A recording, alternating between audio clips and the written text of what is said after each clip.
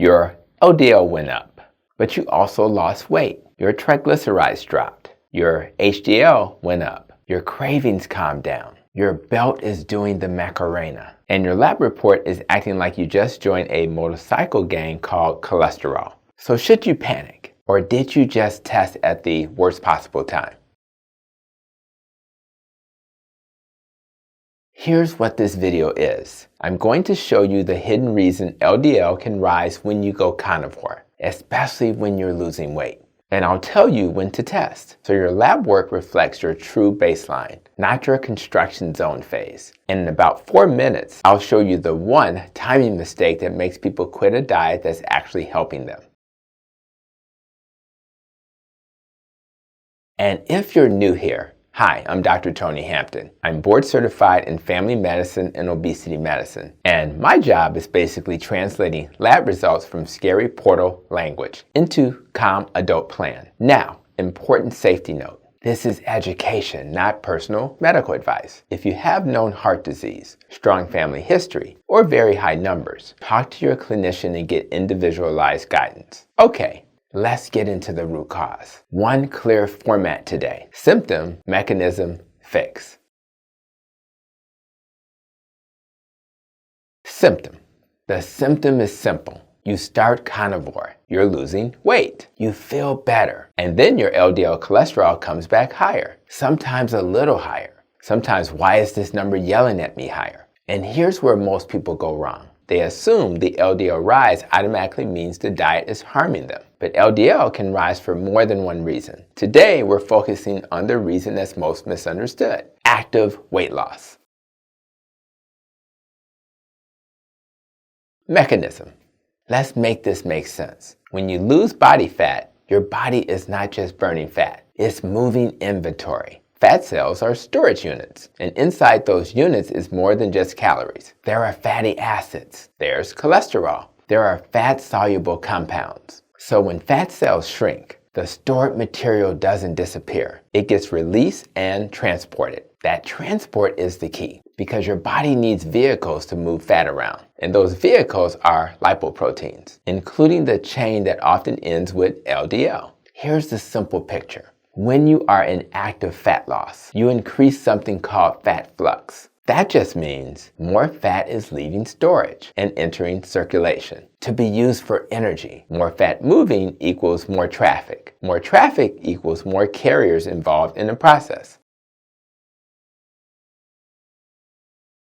Now let's zoom in one more level. Your liver is like a shipping center. During active fat loss, the liver processes more incoming fat. It packages that fat into lipoproteins so it can be delivered to tissues. One common pathway looks like this. The liver sends out VLDL. The VLDL drops off triglycerides, and the particles can become LDL. So when you're mobilizing lots of stored energy, you may see higher LDL cholesterol during that period, even if your overall metabolic health is improving.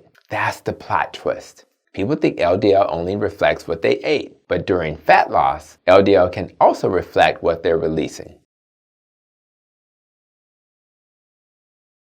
This is why you'll sometimes see this pattern together. Triglycerides improving, HDL improving, blood sugar improving, waistline improving, and LDL temporarily rising. That combination is confusing if you don't understand timing. But once you do, it's much less scary. Now here comes the part that saves people from unnecessary panic. Your early labs may not represent your future baseline. The first phase after a big diet shift is not steady state. It's adaptation. Hormones are shifting. Insulin is often dropping. Water balance changes. Training changes. Food volume changes. Stress changes. Sleep changes. Your body is rewriting the manual. So if you test right in the middle of that, you're judging a movie based on the trailer. And sometimes the trailer is dramatic on purpose.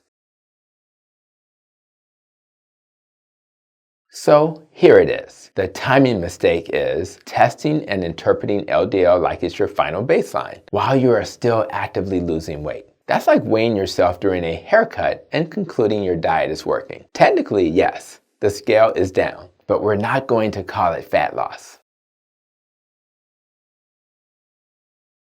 So what should you expect? Let's give you practical expectations with timelines. Most people need at least 8 to 12 weeks after a major diet change before labs settle into something meaningful. But here's the upgrade. A time-based rule alone isn't enough, because if you're still losing weight rapidly at 12 weeks, you may still be in a high-fat flux mode. So the better rule is not just time, it's stability. Your most informative lipid panel usually comes when your diet is consistent and your weight is relatively stable. A practical target. Retest when your weight has become stable for about 6 to 12 weeks. Not I slowed down a little. I mean relatively stable. No major downward trend week to week.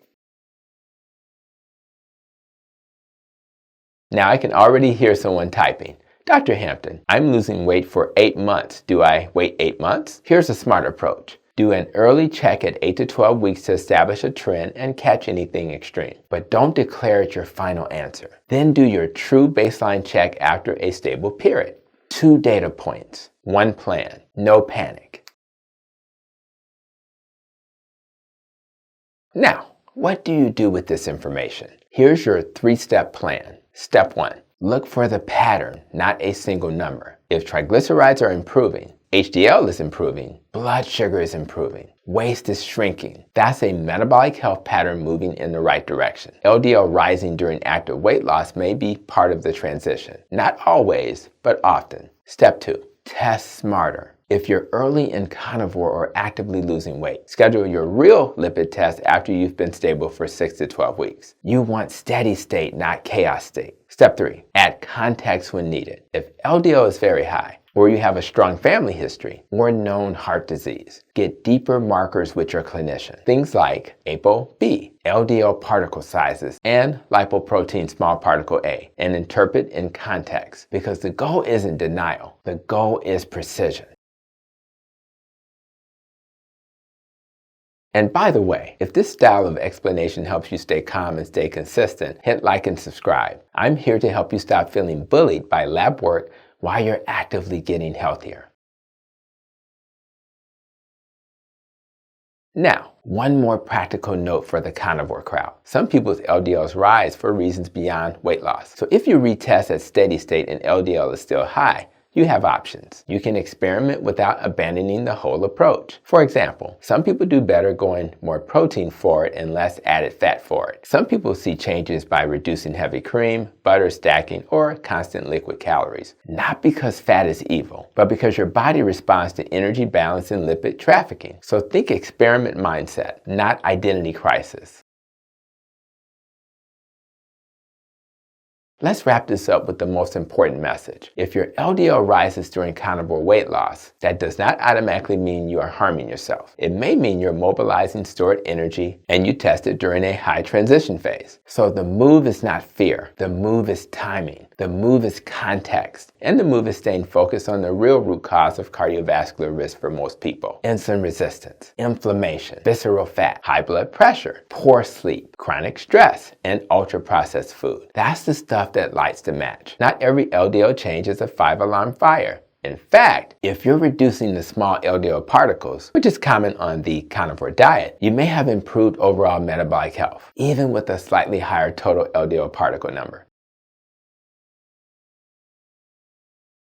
Here's your simple takeaway. If you're losing weight on carnivore and LDL rises, don't declare your final verdict yet. Retest when your weight is stable for 6 to 12 weeks. That's when the numbers are most likely to reflect the true baseline. And if you want help interpreting the big picture, triglycerides, HDL, glucose markers, inflammation, and advanced lipids, then you're in the right place. And if this video helped, hit like and subscribe. And by the way, the next logical video to watch is the one right here on the screen, where I do a deep dive explaining all the various cholesterol components. And of course, consider subscribing right here. I thank you for coming to my channel, and I'll see you in the next one.